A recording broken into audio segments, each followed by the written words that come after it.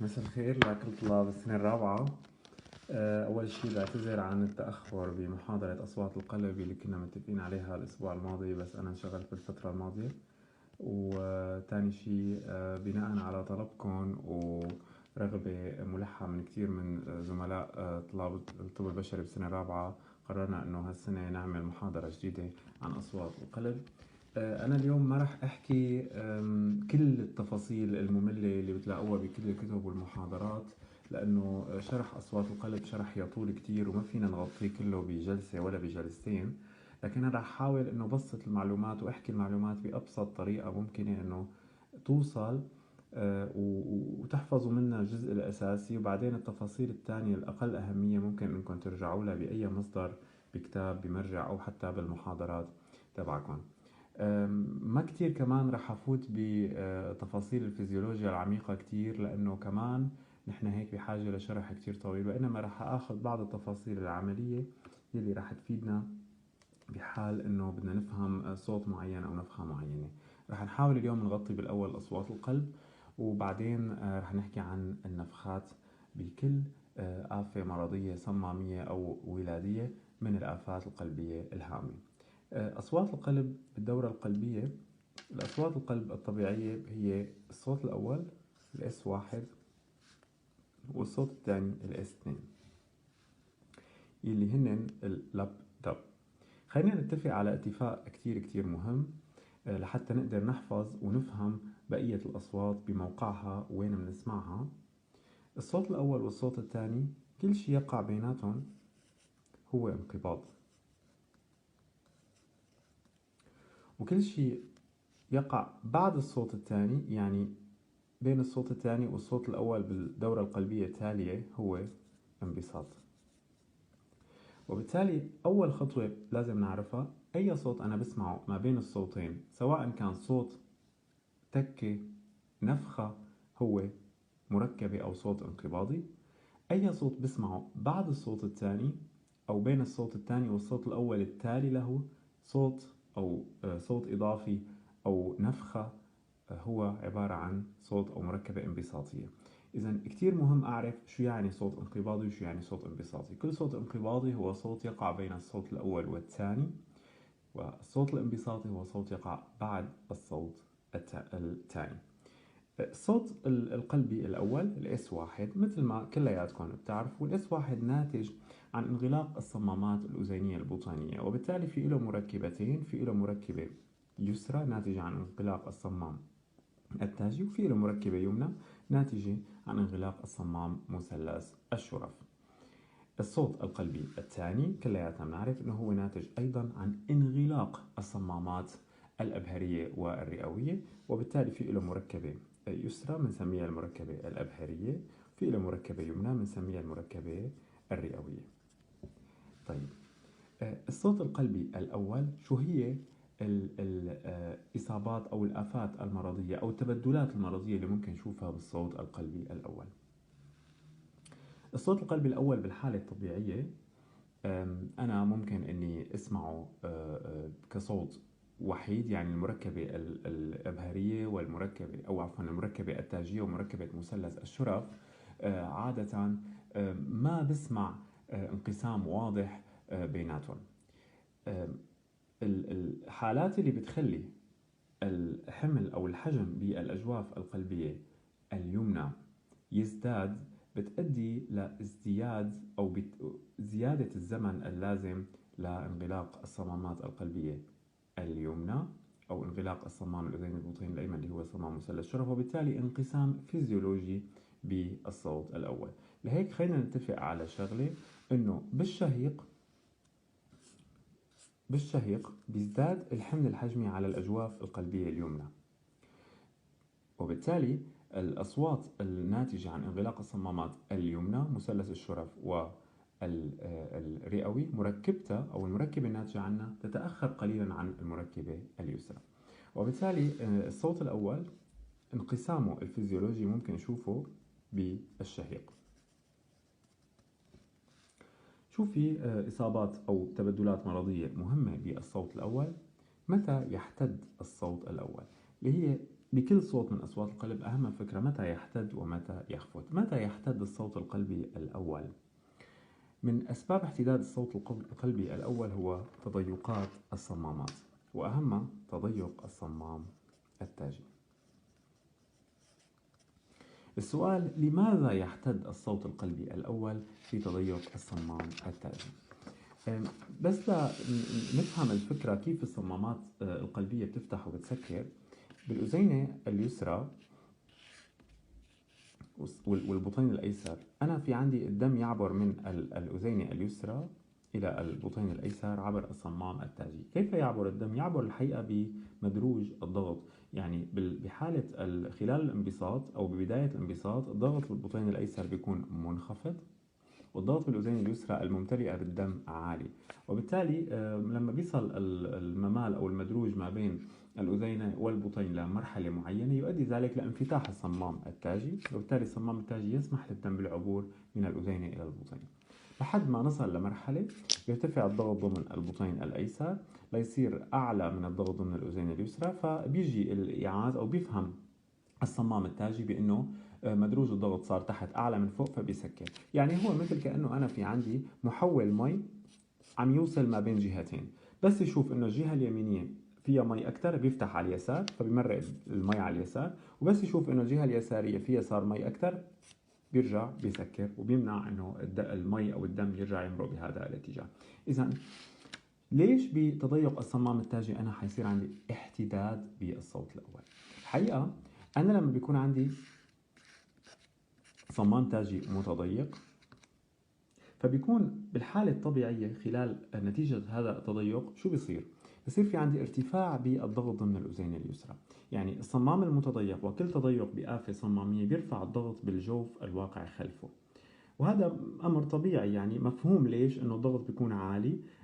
لأنه أنا الدم اللي الضغط اللي راح يتشكل أو مدروج الضغط اللي راح يتشكل ما بين الأذينة والبطين ما هو بس المسؤول صار هون عن ضغط الأذينة اليسرى، وإنما مسؤول عنه أيضا الصمام المتضيق. هذا الصمام هو عائق بوجه الدم اللي بده يمر من الأذين اليسرى للبطين الأيسر. مع الزمن هذا الشيء يؤدي لارتفاع ضغط الأذين اليسرى. بالحالة الطبيعية نحن مثل ما بنعرف انه الدم رح يمرق من الأذين اليسرى للبطين الأيسر، بس يرتفع الضغط بالبطين الأيسر ويصير أعلى من الأذين اليسرى، رح يفهم البطين الصمام التاجي انه صار لازم يسكر، لانه مدروج الضغط ما بين الأذين والبطين صار لمصلحة البطين الأيسر. بالحالة اللي هي تضيق الصمام التاجي الدم عم يمر من الأذين اليسرى للبطين الأيسر، الضغط عم يرتفع بالبطين اليسار، ولكن الضغط لا يزال عالي ضمن الأذين اليسرى.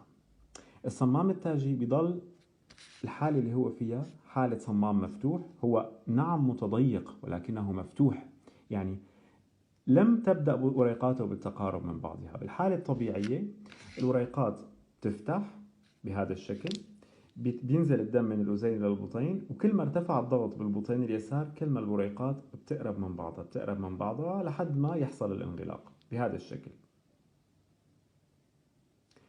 بحالة تضيق الصمام التاجي أنا وريقاتي ما أنا مفتوحة هيك، ولكن هاي الوريقات صحيح أنها مفتوحة بشكل متضيق، ولكنها الضغط بالنسبة لها بالأذين اليسرى لا يزال أو عالي، وبالبطين اليسار عم يعلى. صحيح انه الضغط عم يعلى بالبطين اليسار، ولكن ما حيوصل او ما خلق المدروج اللازم والكافي لحتى الوريقات تفهم انه لازم تسكر. يعني لا تزال الوريقات عم تشوف انه صحيح انه الضغط بالبطين اليسار علي وصار يمكن اعلى من الاذين اليسار، لكن لم يتشكل مدروج الضغط الكافي اللي يقول للوريقات انه يلا بلشوا قربوا من بعضكم وسكروا. اذا الوريقات لا تزال مفتوحة، الصمام لا يزال مفتوح، هو متضيق ليس مفتوح بشكل طبيعي، مفتوح بشكل متضيق، ولكن الوريقتين مفتوحتين. ولكن لا ننسى أن العضلة القلبية هي ما بس مضخة ميكانيكية، العضلة القلبية بيتحكم فيها جهاز ناقل كهربائي، وبالتالي بالمرحلة اللي أنا الوريقات تبعي لا تزال مفتوحة، إجا الإعاز بالتنبيه الكهربائي عن طريق مركب QRS. يعني نحن المسافة ما بين P و QRS هي مسافة تابعة، مسافة PR هي مسافة تابعة للانبساط. هون لسه أنا بالانبساط، ولكن مجرد إجا التنبيه وصل للعقدة الأذينية البطينية وتابع بالبطينات، أنا هون صرت بمرحلة الكهرباء وصلت للبطينات، فإجا الإيعاز من العقدة الأذينية البطينية عبر حزمة هيس للبطين إنه حان وقت الانقباض. وبحين وقت الانقباض البطين ما عاد رح يستنى الصمام التاجي لحتى يسكر، وبالتالي هون الصمام التاجي بشكل فيزيولوجي مجرد ما البطين بدأ أو بده يبدأ بالانقباض شو رح يساوي؟ رح يسكر. بهالمرحلة هي لم يحصل تقارب تدريجي للوريقات المتضيقة أو وريقات الصمام بعدين انغلق، وإنما يلي حصل هو إنه باللحظة اللي إجا فيها QRS الصمام إجا الإيعاز إنه سكر فورا، وبالتالي انغلق الصمام التاجي باللحظة يلي وريقاته لا تزال في أقصى تباعد لها عن بعضها.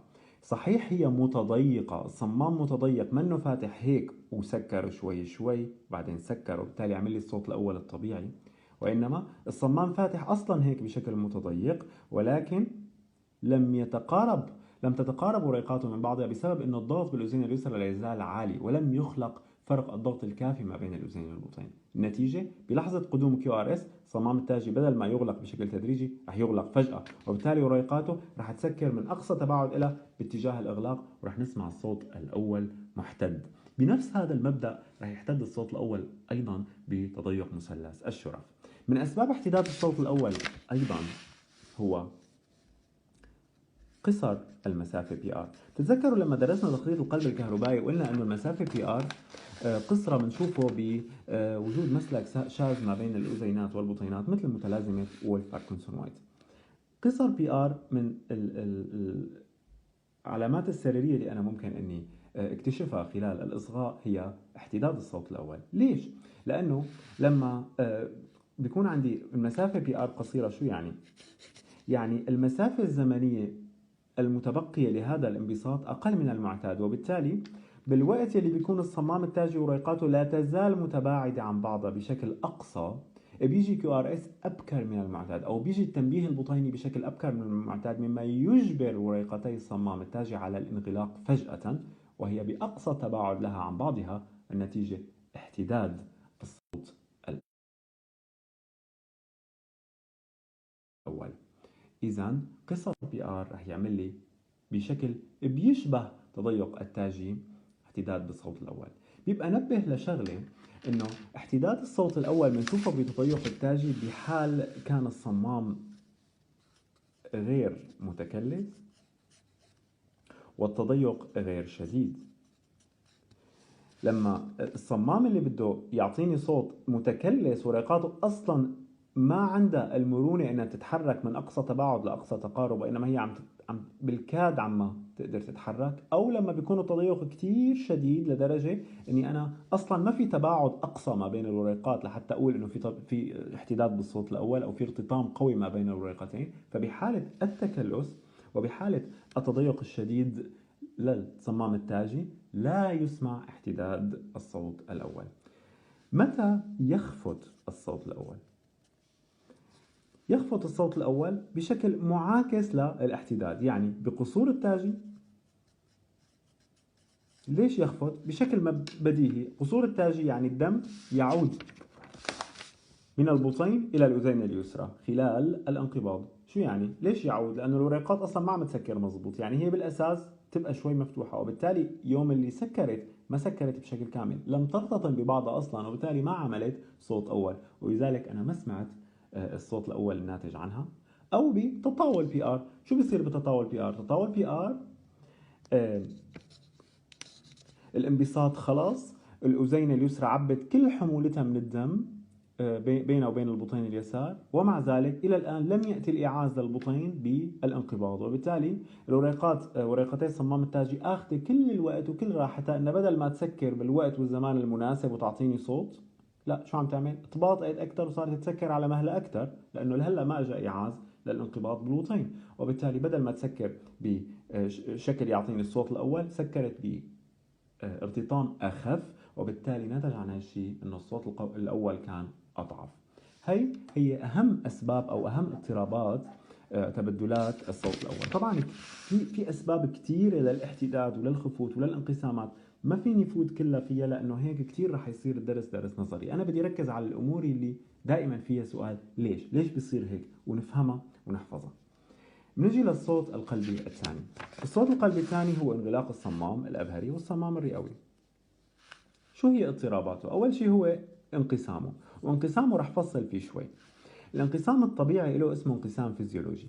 كل واحد فينا إذا حط السماعة على القلب وأصغى أي قلب وقال له للمريض ياخذ شهيق أو حتى شهيق عميق، رح يسمع انقسام فيزيولوجي للصوت الثاني. إذا انقسام فيزيولوجي نشوفه فقط بالشهيق، إذا هو فقط بالشهيق. الانقسام ليكون فيزيولوجي، الانقسام يعني بالإنجليزي splitting، لازم اسمعه حصرا بالشهيق. طيب شو الانقسام يلي ليس حصرا بالشهيق؟ هو انقسام يسمع في الشهيق والزفير، يعني هو انقسام ثابت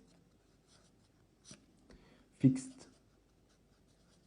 هو انقسام أنا بسمعه بالشهيق وبالزفير، يعني ليس له علاقة بالشهيق والزفير، موجود دائما بالشهيق وبالزفير. كيف بسمعه ترى هلا الصوت الأول خلينا نعتبره إنه تا، الصوت الثاني تا، والانقسام راح اسمعه على الشكل تن ترن تن ترن تن ترن.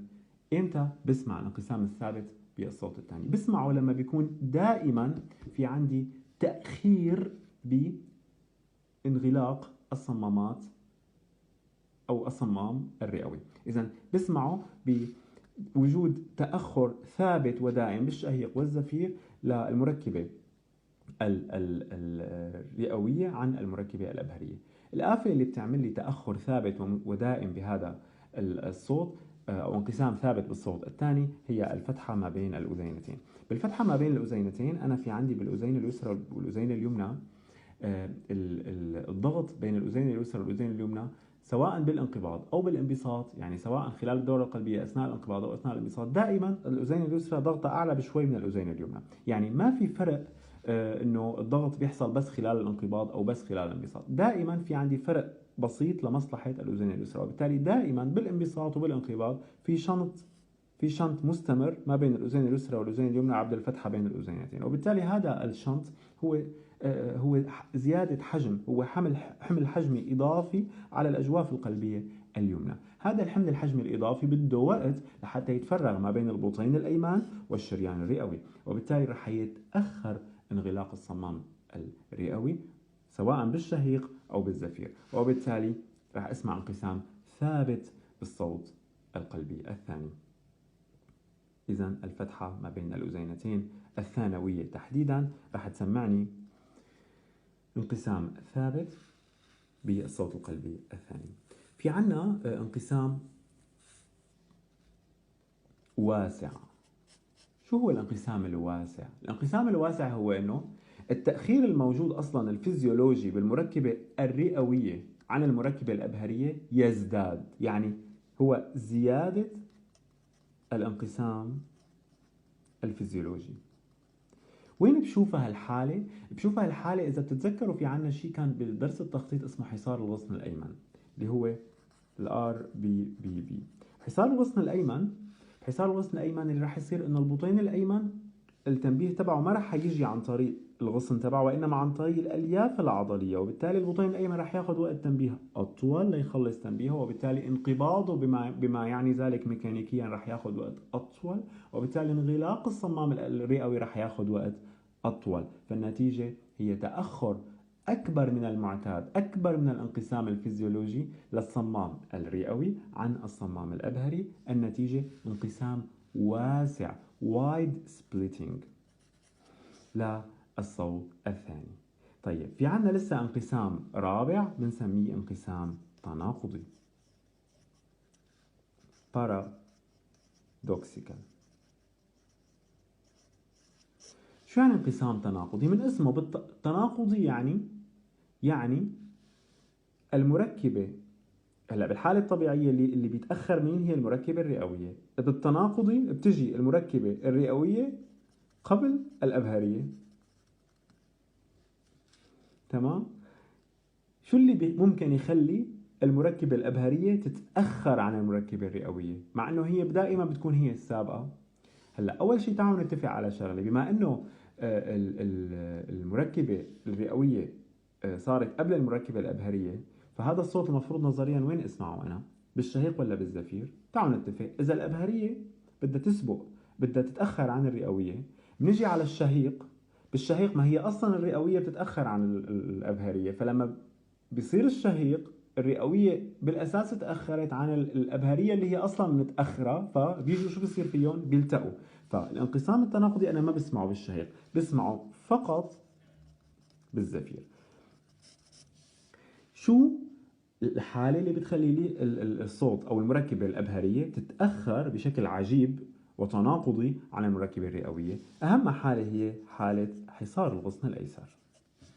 بحصار الغصن الأيسر هالمرة البطين اليسار هو يلي عم يجيب تنبيه عبر الألياف العضلية ومو عبر ألياف حزمة هيس، والبطين اليمين عم يجيب تنبيه عبر غصن هيس التابع له، وبالتالي البطين اليسار رح يتأخر تنبيهه عن البطين اليمين، الصمام الأبهري رح يتأخر انغلاقه عن الصمام الرئوي. النتيجة بالشهيق حيلتقوا المركبة الرئوية اللي أصلا بالعادة تتأخر، حيجي الأبهري يتأخر يلتقى فيها، وبالتالي ما راح نسمع انقسام، يعني سيغيب الانقسام الفيزيولوجي. إذا الانقسام التناقضي هو غياب الانقسام الفيزيولوجي بالشهيق، وهو انقسام أو سماع المركبة الرئوية قبل الأبهرية في الزفير يلي بنشوفه بحصار الغصن الأيسر. إذا حصار الغصن الأيمن رح يعمل لي انقسام واسع، حصار الغصن الأيسر رح يعمل لي الانقسام التناقضي بالصوت الثاني.